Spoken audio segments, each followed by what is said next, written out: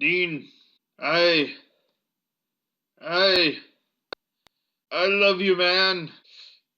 Um, hey, Cass, sorry, but I'm already in a committed relationship. Honk honk. Coming, dear.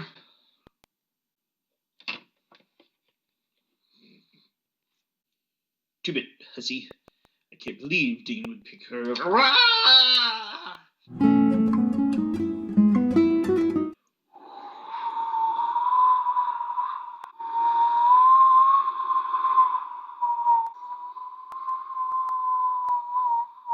Hey, Sam, where is everybody? Alright, Jack, so this is your first apocalypse.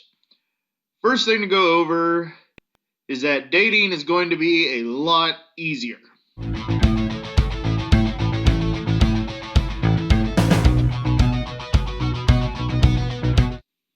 Yeah, it was alright. 3.5 out of 5. Okay, I'm kidding. But what else is there to say, really? Guess I can do a comparison. Like I complained about last time, this episode, again, had a problem with resolutely ignoring anything in the past about the show, even as it really wants to be about the show itself. In my previous video, I talked about the missed opportunity for Sam to connect and talk to Jack about their shared experience of saving the world by their sacrifice. And this episode, we have Jack talking about his emotions towards not having the power he once did to Castiel. For those who have forgotten, Castiel is a really powerful being who has been rendered powerless more than once on the show and has felt helpless. Again, Jack is talking to the one person on the entire planet who can sympathize with him, know exactly where he's coming from, and Cass just puts his hand on his shoulder. There's no discussion about their shared experience. Then Castiel going on about how Dean is just the most loving guy ever is, well, made a bit difficult to swallow since we just saw him be an asshole to Jack and pull a gun on Sam in the previous episode. Now let me explain. I am not saying those actions invalidate Dean as a character. But when you've just had them so recent in the audience's mind, Castiel's speech to Dean is the exact time you should bring up all the other moments across the entire show's history proving that what we saw was an exception, not the rule to the character.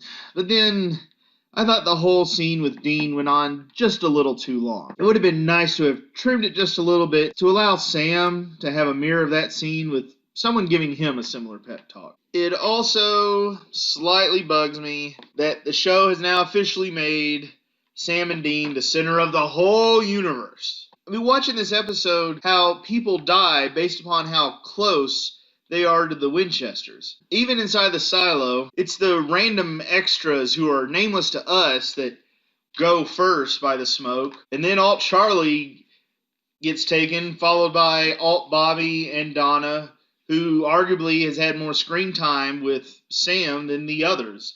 She's the last to go. It's things like this which keep me from getting too invested in the emotion of the scene, because at that point the story spell is cracking for me and I feel like I'm not watching the Winchesters versus Chuck, but the Winchesters versus the writers. And you know, while I like Lisa Barry, I think she does a magnificent job as Billy, part of me was thinking about how much more of an impact it would have had if it was Tessa walking down that hallway screaming, "It's always been you, Dean!" That's just kind of the emotional payoff you can't fake, and really shows how killing her off in season 9 was a mistake. I'm still not sure how sold I am on Meg being the new face of Mr. Goo. When Castiel awakened him, Mr. Goo borrowed his face to conversation with. I was kind of hoping we'd get to see him borrow Jack's face this time, just to watch Alexander torture himself. I'm sure the actor would have had a whole lot of fun with that. Plus, I think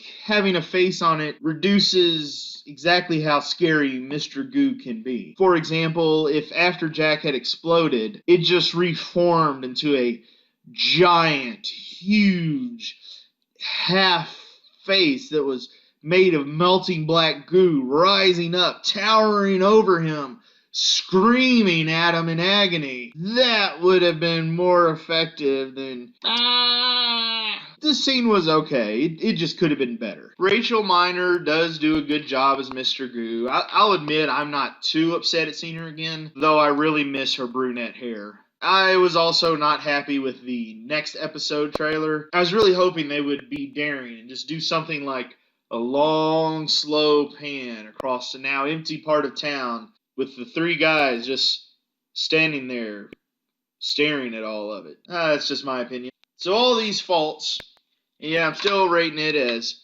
3.5. When the previous episode got a 2. Is that fair? Am I doing it just because Donna was in it? Well, no. This is very much an issue of presentation. This episode was just better filmed, structured, and executed. Watch the sequence where they're racing to meet Eileen. The director and editor actually managed to make a car driving scene tense with just text messages. That alone earns half a shell. I like that the director cleverly fooled us in this episode. You'll notice here that when Billy sends Jack away, it's one of the first teleportation scenes ever shown on camera in the show, and it's just snap, he's gone. Then when poor Stevie vanishes, it's off screen. Given that earlier we just saw Jack vanish as well, our brain naturally assumes that the two disappearances look identical, that Stevie must have just poofed away. Thus, we follow the Winchester's logic in believing that Billy is doing these killings. But then, later on in the episode, we actually watch the people vanish. And it's different from what happened to Jack. This involves a puff of smoke. That is when the show confirms and shows us it's not Billy taking people away, it's probably Chuck. See? You see, it's those little touches, just little things that really make visual storytelling stronger. And top to bottom, this episode really took advantage of the visual medium and just told the story better. So that's why this episode earned an additional 1.5 shells. Presentation, the mood, it was also well done. It pulled up what is still a story structure that's undercutting itself. I said the next few episodes would have to climb uphill, and this one is moving the bar uphill. Is there a little bit more hope for the end? Well, I've got a little less doubt now. I'll see you next time for the next to last episode, Inherit the Earth.